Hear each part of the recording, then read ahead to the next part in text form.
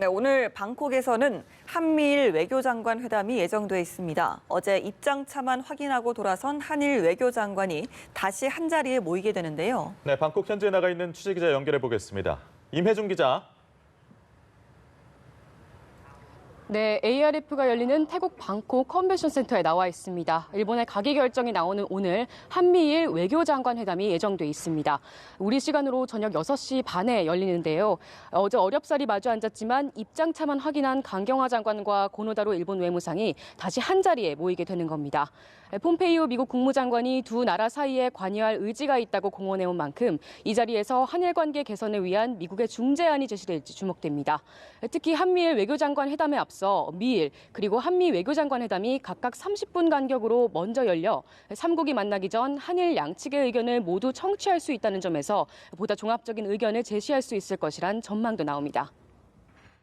네, 한국의 백색 국가 제외 가기 결정이 이제 1시간 뒤에 내려질 것으로 보이는데요. 한미일 외교장관 만남에서 기대할 만한 성과가 있을지도 의문입니다.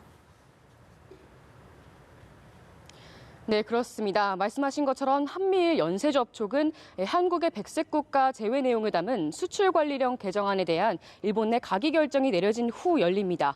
그러나 개정안 통과에 대한 가기 결정이 내려져도 실제 시행까지는 3주 정도의 시간이 있습니다.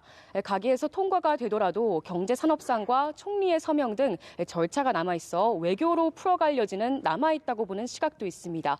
때문에 미국의 역할이 어느 때보다 관심이 집중되는데요.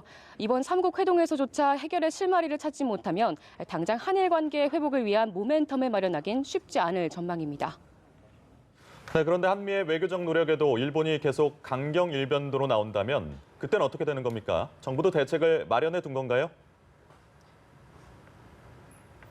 네, 정부도 어제 강수를 뒀습니다. 한일 외교장관 회담 뒤 강경화 외교부 장관은 회담 결과를 설명하면서 일본의 보복 조치가 계속된다면 한일 안보의 틀에 대한 검토에 들어갈 수 있다고 말했습니다. 한일 군사정보보호협정, 지소미아 연장 혹은 파기에 대해 고려할 수 있다. 이런 압박 카드를 꺼내든 것으로 해석됩니다. 지소미아는 북한 북핵 위협에 대비해서 맺은 협정인데다가 한미일 3국 안보 공조와도 맞물려 있는데요. 때문에 이는 일본뿐만이 아닌 미국의 더 적극적인 역할을 해달라는 촉구성 메시지로 볼 수 있다는 분석도 나옵니다.